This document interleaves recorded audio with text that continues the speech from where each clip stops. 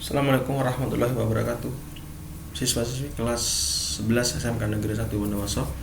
Eh, Melanjutkan materi kita di semester genap awal ini, saya ingin menjelaskan tentang sistem hukum dan peradilan internasional, gitu ya. Hukum dan peradilan internasional. Berarti kajian kita di awal itu berbicara masalah dunia atau internasional, gitu ya. Nah, kalau kita lihat di sini pengertiannya, sistem hukum internasional itu adalah satu kesatuan hukum yang berlaku untuk komunitas internasional. Jadi satu kesatuan hukum yang berlaku untuk komunitas internasional, berarti hukum ini disepakati bukan hanya satu negara saja, melainkan semua negara. Kalau tidak salah ada 194 atau 195 negara gitu ya, yang secara de jure sudah merdeka. Yang itu semua harus sama gitu loh. Jadi hukum internasional ini artinya resultan atau kesepakatan dari beberapa negara yang nanti dampaknya dipakainya secara de jure itu semua negara. Nah, itu hukum internasional. Nah, hukum internasional ini juga untuk mengatur yang namanya persamaan hak-hak bagi semua negara yang merdeka. Jadi tidak ada lagi yang namanya ketidakadilan.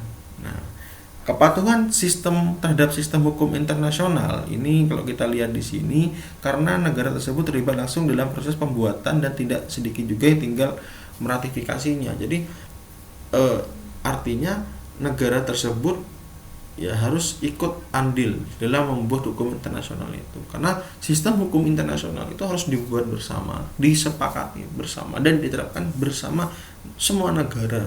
Nah, itu kalau kita lihat pengertian menurut para ahli gitu ya. Kalau ambillah saya lihat dari sinilah, dari Wirjono gitu ya. Saya ambil satu aja. Hukum internasional adalah hukum yang mengatur perhubungan hukum antara berbagai bangsa di berbagai negara. Jadi kalau sudah hukum internasional itu mengedepankan kepentingan semua negara, bukan hanya satu negara. Gitu ya, mengedepankan kepentingan semua negara ya, semua negara, bukan hanya satu negara. Karena hukum internasional itu masalahnya sangat kompleks karena urusan dengan banyak negara. Kalau hukum nasional lah itu masih masalahnya ya di lingkup negara itu sendiri. Tapi kalau hukum nasional, satu negara bermasalah, kalau terkait dengan hukum internasional itu berdampak kepada semua negara gitu. Berdampak kepada 190 lebih negara, berdampak kepada bahkan miliaran rakyat gitu loh dampaknya. Bahaya sekali gitu ya. Makanya dalam hukum internasional itu setiap negara harus hati-hati dalam mengambil sebuah kebijakan gitu. Nah, ini perkembangannya hukum internasional itu ada hukum perdata internasional, ada hukum publik internasional. Ya kalau di hukum memang perdata dan publik gitu ya. Tapi ini ranahnya itu internasional gitu ya, ranahnya internasional.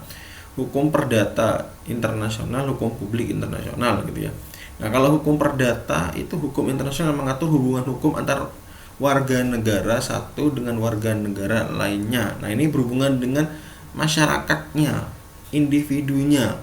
Contoh misalkan ada satu negara yang membuat masalah, ada misalkan warga negara X menyebarkan sabu atau obat-obatan ke negara Y. Nah, ini kan khususnya berhubungan dengan warga negara. Nanti warga negara X yang bermasalah dan dihukum di negara Y, ini nanti antara negara X dan negara Y ini harus saling komunikasi. Tidak harus melibatkan banyak negara karena ini urusan dengan individu gitu. Biasanya kalau di kita kan kasus kayak kemarin di tahun berapa itu, 2018 dan 17 itu ada hukuman mati terkait dengan gombong narkoba dari warga negara Brazil dan lain-lain itu kan. Nah, itu silakan warga negaranya antar negaranya harus saling koordinasi. Nah, itu hukum perdata, karena hukum perdata itu menyangkut individu ya.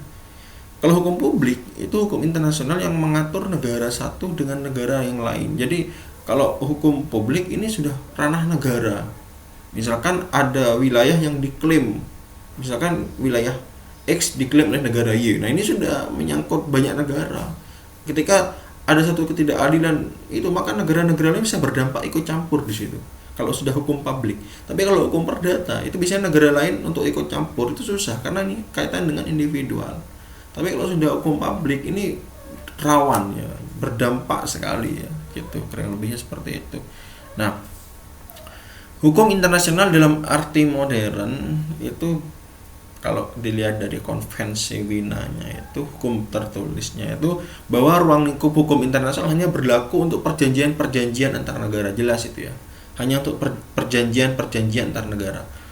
Istilahnya itu ratifikasinya ya. Perjanjian internasional itu kalau kita lihat kan ada tiga tahapan kalau nggak salah ya, mulai dari diplomasinya,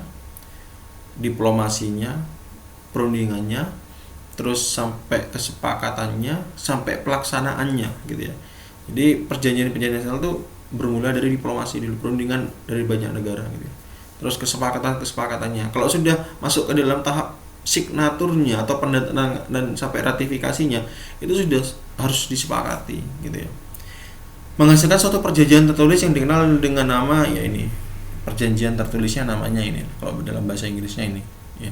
Nah, kalau dalam hukum internasional kalau sudah berbentuk yang namanya ratifikasi ini namanya ratifikasi perjanjian tertulis yang sudah disignaturkan sebelum ditandatangani. Nah, ini sudah tidak bisa dibantah. Semua negara ini harus mengikuti. Jangan sampai perjanjian tertulisnya antar negara sudah dilaksanakan di balik layar protes, itu tidak bisa. Makanya dalam perjanjian internasional dalam tahap apa istilahnya itu, diplomasi atau perundingan, itu silakan dibahas secara detail apa yang harus dibahas sehingga tidak berdampak kepada perjanjiannya atau ratifikasinya gitu ya.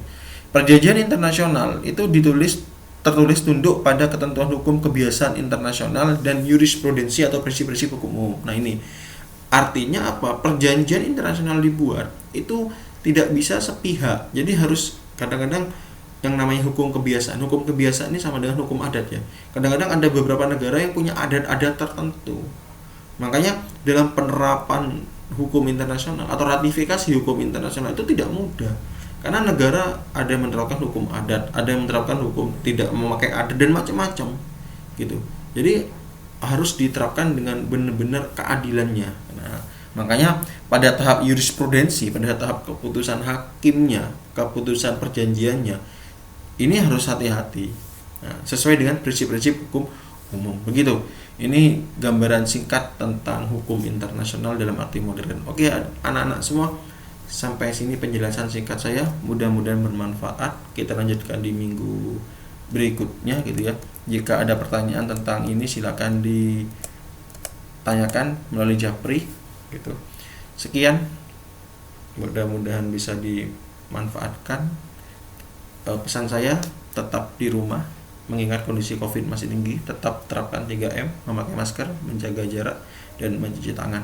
Demikian, wassalamualaikum warahmatullahi wabarakatuh.